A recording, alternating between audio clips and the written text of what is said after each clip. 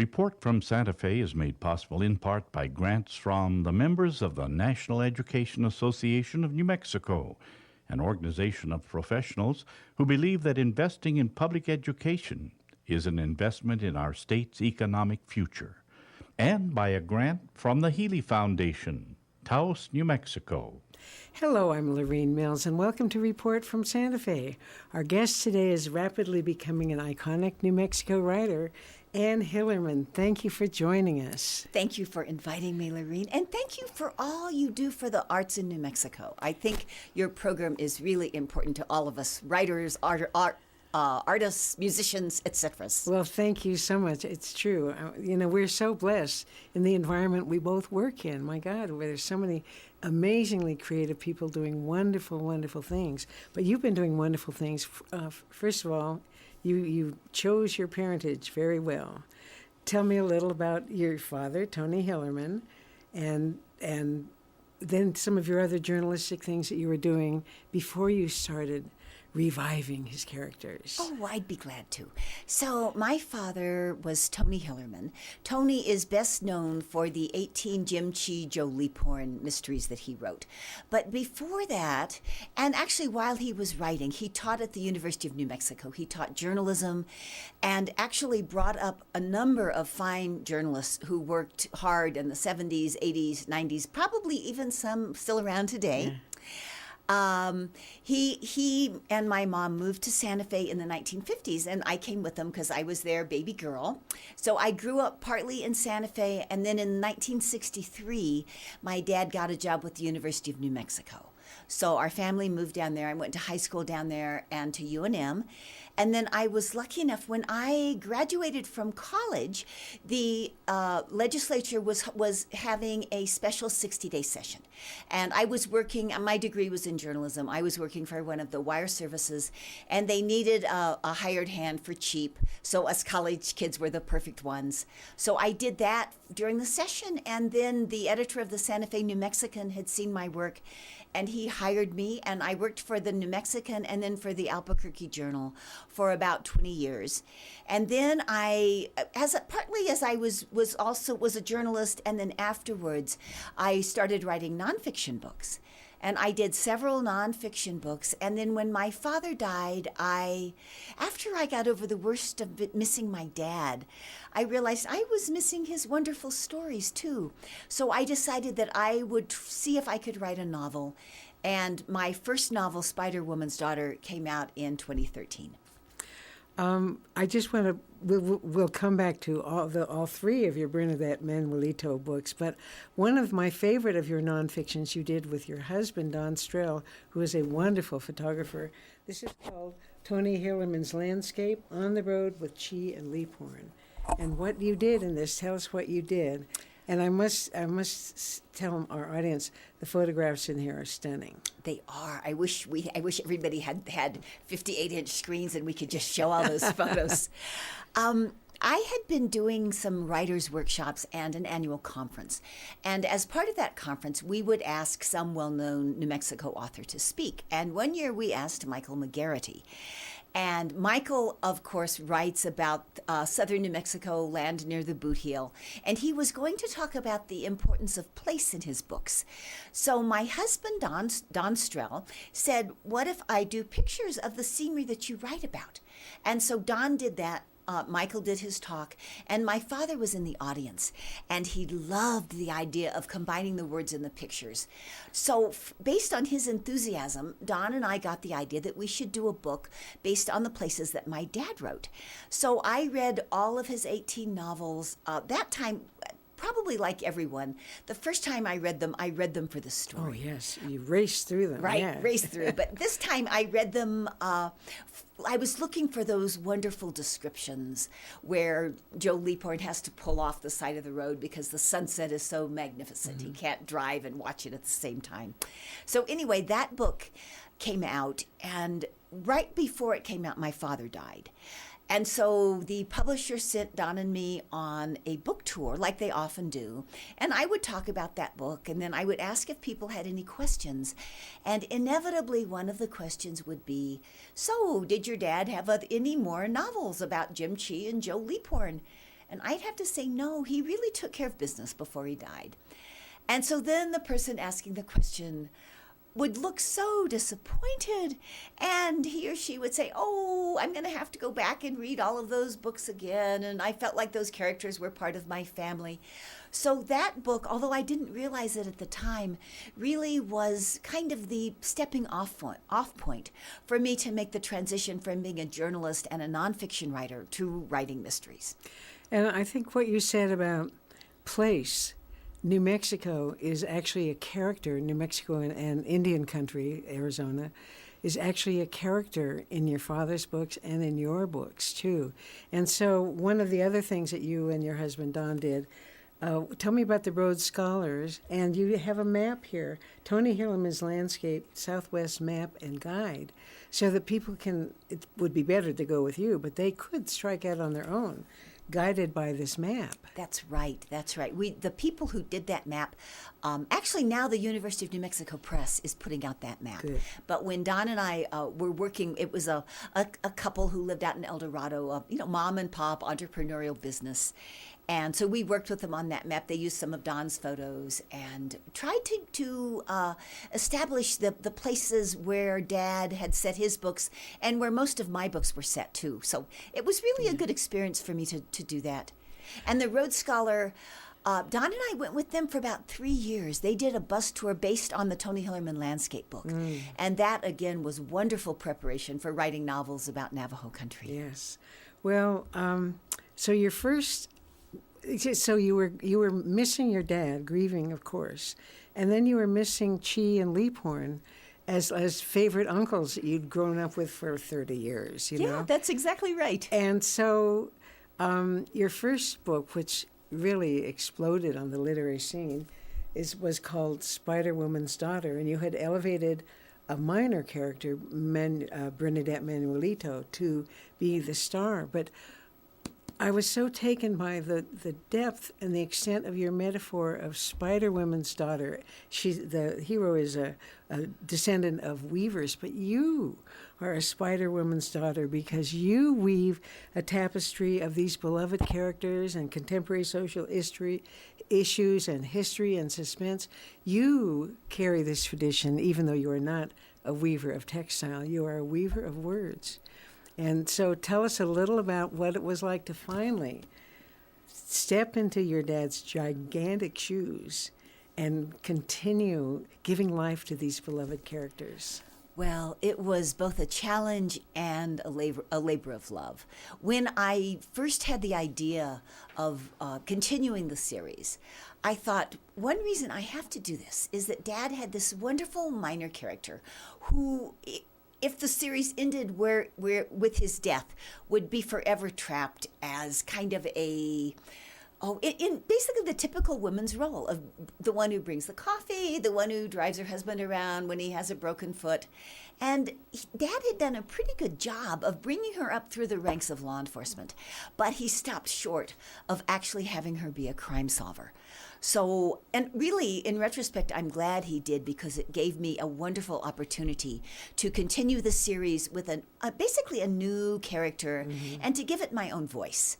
So, when I had the idea, first I asked my mother because she was my dad's first editor, his biggest fan, and she probably felt like those characters were her children. Yeah. So I thought, I don't want to do anything that's going to upset her, but she was all for it. So I worked on it for a while. I had a fairly decent draft. And then I thought I better find out if there are going to be any problems with my dad's publisher if I decide to go all the way and turn this manuscript into a novel. So luckily for me, my dad's editor was still working for HarperCollins. And she was delighted with the idea. And she said, no, there's no legal problem with any of the characters. And then she said, when you're done, I would be glad to take a look at the manuscript, which are magic words to anybody writing a first novel. Yes, and you had to be true to your dad's books and characters and yet give it your own voice, which I think you did. Now, the second one is called Rock with Wings. It takes place in Shiprock, the Shiprock area. And it's very well crafted, but we are here to celebrate. Ta-da. And I love these covers, by the way. your new book, the third Bernadette Manuelito book, and the 21st Lee and Cheap Hornberg. That's right. Yes. That's right. The Song of the Lion, and I just really have to hand it to you. Bernadette really comes into her own in this. So we can't. This is what's so hard about a mystery. We can't give away the ending. I can't even talk to you about my favorite scenes. And we really can't talk even much about the story because we want people to go out and rush to buy it and read it or get it at the library and read it for themselves. Well, but we can talk about the settings, I think. Yes, well, let's talk about some of the issues, but I want to talk about the deeply spiritual nature of this book, because a mountain lion is an icon in the panoply of the Navajo and has special protective role as a deity, a minor, but there's a very deep spiritual sense in this book that you kind of hinted at before.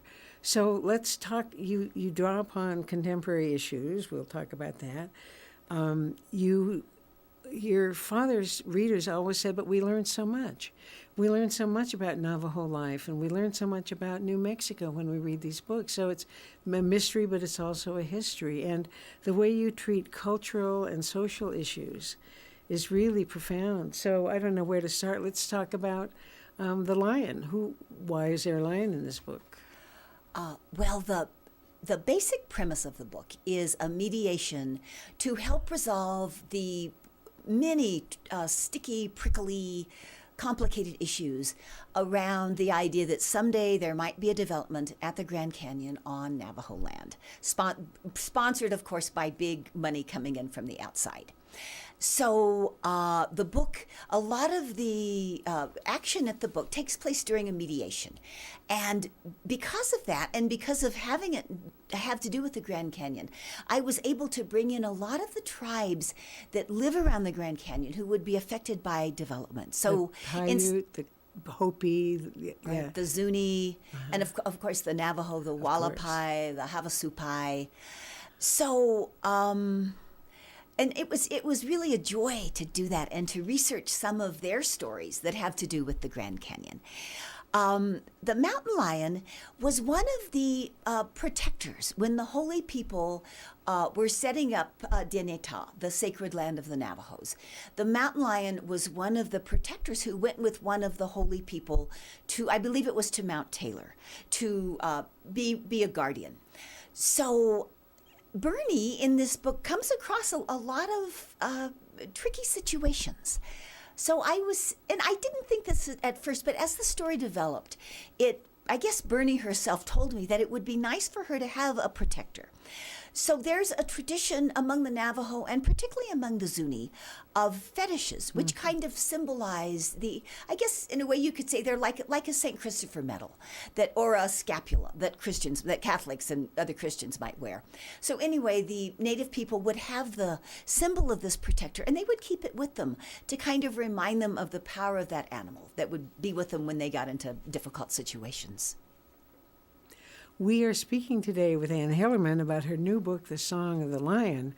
I was intrigued because I follow the news, and there was actually something called the Grand Canyon Escalade, a real resort development. I don't know where it stands now, but it was kind of surprising for me to read that what they wanted to do was put a 1.6-mile gondola so people could just get out of their car, walk to the top of the rim, zip down there in 10 minutes, going down 32,000, how many feet? 3,200, I think. 3,200 feet, not 1,000, yeah. Down to the bottom and then just zip back up again. The amount of right. how that no blisters involved. No, and when I think of one of my last interviews with Stuart Udall at age 85, he had walked, he boated down to the bottom at Angel's Flight, and then he and his grandson walked all the way up. Wow! And he was responsible for setting up the Grand Canyon Park. Yeah. So, but there's something about this is not a drive-by. You don't want to drive by the Grand Canyon experience. You want to be there. You want to spend some time there. You want to maybe suffer a little bit with those blisters. The thought of instant experience, been there, done that, check it off the bucket list, without ever participating in the essence of this ancient, hallowed place. And there are plenty of ways that people can experience the Grand Canyon if they don't want to hike, if they don't want to take a raft trip for 8 days. I mean, they have wonderful things at the visitor center. They have great overlooks. They have lots of information about the history, about the natural history. So people really get 99% of the experience without riding a gondola down for 3,200 feet. Yeah, yeah. And there's, Bridie of Grand Canyon. You can take a mule or a burro Right. down. There's one, which is, again, very characteristic of the place. Well, and you stress, again, the sacredness of this site, why it is so sacred to so many of those native groups. And particularly I was moved by the Paiute, the elder, the old, but we'll let people read about that, but a very, very powerful and moving part. And of course, the Hopi. I mean, the Hopi Salt Shrine is near the confluence of the Colorado and the Little Colorado, which is where the resort, in my book and also in real life, would take place. So in the real world, there are issues of jobs and economic development and the poverty level there, and then there's issues of the sacredness and the traditions not to be trampled. So you really show the efforts to balance these many diverse interests. How do things stand in the real world on that project? The current Navajo president and vice president are opposed to the development. And the Navajo Nation is divided into chapters, which I guess you could say sort of like counties. And the chapters that would be most affected, that really would gain the most from the jobs, are also against it. So it's one of those ideas that keeps coming around again and again. So I imagine people can probably pick up this book 20 years from now and it will still be being debated. Well, and I don't mean to, as I abstracted it, to isolate those two issues. This is not what this book is about. This is a page turner. Each one of these issues is manifested by a really interesting character, very articulate, very passionate. So it is really, this was a problem for me with this book. I loved it. I wanted to see how it turned out, but I didn't want it to end. So, every author loves to hear readers say that. So I did finish. I did find out how it ended, and of course we can't talk about that. Another, except in a mystery, the crime is solved. Yeah. So people don't have to worry. Yes, yes. Another element that you introduce are social issues of the day. Diabetes and the native population, and alcoholism, and again, this joblessness. There's just a lot of things to weave into the native life today. So you do a really good job of that. Well, thank you. Thank you. The main point of novels, I think, is to be entertaining enough that people will read through them from beginning to end. But like my dad always said, it's really nice if while people are reading, you can teach them a little something. Yeah.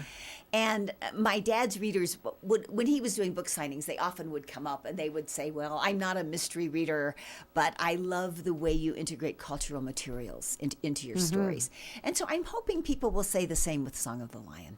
And also the attitude that Leaphorn and Chi have when things are out of harmony, out of balance. This is another way of crime solving. It is not Sherlock, although Sherlock has another unusual perspective. But, we can look at many aspects of our life. You stress. Now, Bernadette is a very complex and sophisticated modern woman. She's balancing a lot of elements in her life. But you show her moving in balance and doing what she can to establish and reestablish harmony through her running, through her prayers, through that she takes care of herself. And the absinthe drinking other detectives of days past, not so much. Right. Well, and I think because she comes from, she knows where she comes from. She comes from, Navajos back generation. And she knows that, her mother is there, both looking after her and for her to look after. And then one thing I added to the series was to give her kind of a rowdy little sister who she has to look after, but who also kind of adds some energy to the, and a few more complications to the plot. Yes. So you show Bernadette balancing and adding harmony to her life.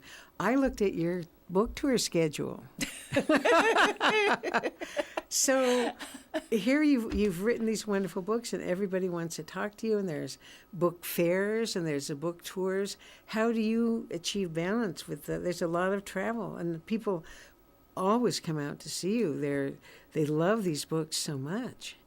Well, that's a really good question. And I think there is balance if you look at the big picture. Anybody who writes a novel has to spend a lot of time by herself with just, her computer, her imaginary characters. So there's that solitary time, and then when that's over, there's all the kind of public sort of making up for lost time in terms of interacting with people.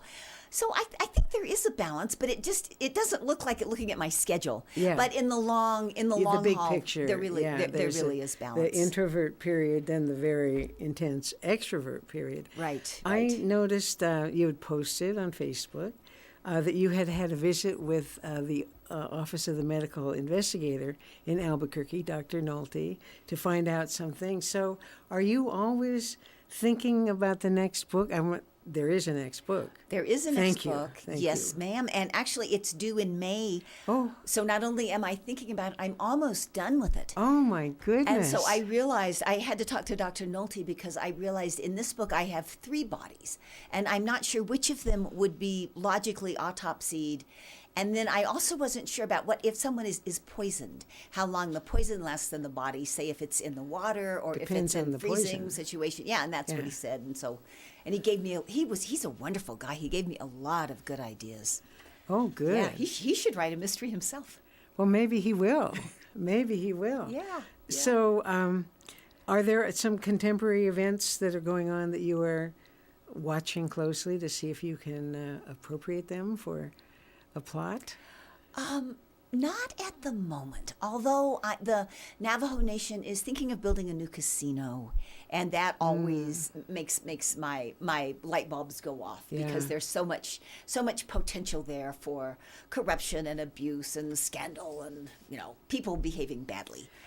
I've never been to Antelope Canyon, which is on the Navajo reservation, and I'm thinking I would love to go and set a story there. So that's kind of churning up in my mind. Absolutely. It's the most beautiful place. It's the most photographed slot canyon.